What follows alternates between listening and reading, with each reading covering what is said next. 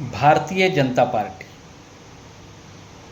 हे आपण बघतो आहोत की नारी शक्ती वंदन बिल किंवा महिला आरक्षण बिल किंवा महिलांविषयी किती तळमळ आहे हे दाखवून देण्यासाठी सर्वच भारतीय जनता पार्टीची कार्यकर्ते नेते आज व्यस्त आहेत। माझं भारतीय जनता पार्टीच्या आणि माननीय मुख्यमंत्री साहेबांना विनंती आहे की त्यांनी महिला सक्षमीकरणासाठी किंवा महिलाला आरक्षण देण्यासाठी एवढे आम्ही तळमळ करतो किंवा एवढे व्यस्त आहोत हे दाखवण्यापेक्षा आपल्याच मंत्रिमंडळामध्ये महिलांना मुख्यमंत्री बनवा, आपल्याच मंत्रिमंडळामध्ये महिलांचं सबलीकरण त्या 33% वरती 50% द्या, ते जाऊ द्या।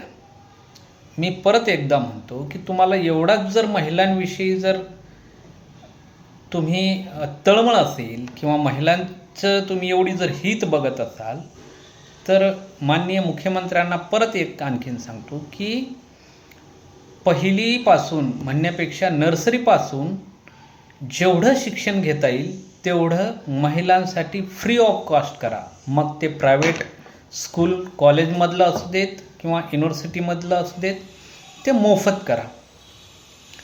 याहूनही पुढे आणखीन जाऊन सांगतो की महिलांसाठी स्पोर्ट अकॅडमी ओपन करा आणि जेवढे खेळ आहेत तेवढ्या खेळांमध्ये महिलांना पुढं घेऊन जा।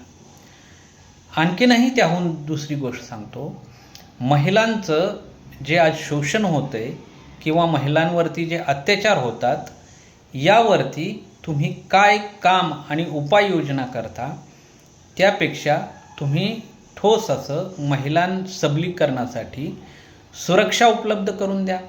महिलांना मोफत बस प्रवास पूर्ण भारतभर द्या, आमचं काहीही म्हणणं नाही। खरंच तुम्हाला महिलांविषयी एवढी तळमळ असेल तर महिलांना शासकीय नोकरीवरती 50%च्या वरती आरक्षण द्या, आमचं त्यात काही मत नाही।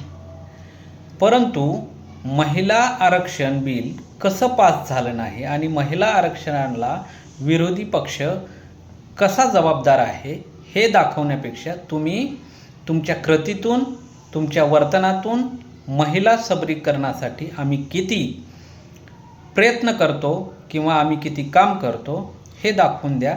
म्हणजे आत्तापर्यंत जे तुमचं चाललेलं जे भाषणं किंवा पत्रकार परिषदा किंवा इतर जे अजेंडे तुम्ही प्रचाराची वापरता ती वापरण्याची गरज नाही, त्यावरती पैसे खर्च करण्याची गरज नाही। ते कृतीतून आपोआपच जनतेमध्ये जाईल आणि जनताच तुम्हाला निवडून देईल। तुम्हाला काय वाटतं नक्की सुचवा, कमेंट करा।